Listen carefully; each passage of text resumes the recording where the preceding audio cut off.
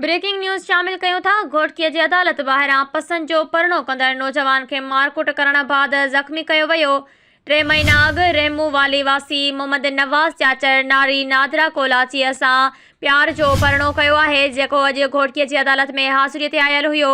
उन ख़बर जा वधीक तफ़सील मालूम कंदासीं नज़ीर अहमद लांघा खां।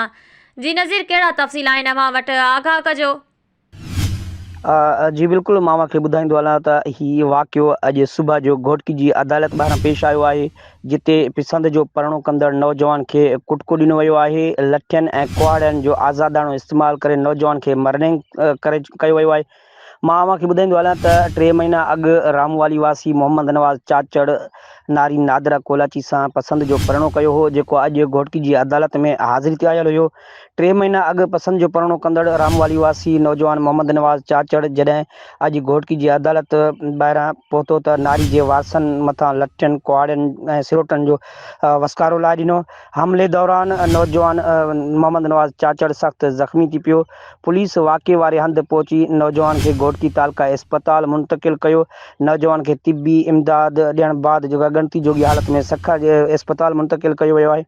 होॾां Ghotki A section Thane ji police वाक़े वारे हंधि पहुची अब्दुल ख़ालिक कोलाची, अमीर रोशन, मोहम्मद दीन समेत 7 ॼणनि खे गिरफ़्तार करे इलाक़ा हवाले करे छॾियो आहे। जी महिरबानी नज़ीर अहमद लांघा तफ़सील खां आगाह करण लाइ।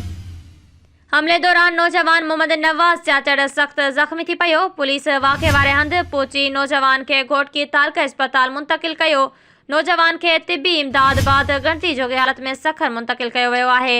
होॾां Ghotki A section Thane ji police वाक़े वारे हंधि पहुची 7 ॼणनि खे गिरफ़्तार करे इलाक़ा हवाले करे छॾियो, जॾहिं त वाक़े जो केस दाख़िल न थी सघियो आहे।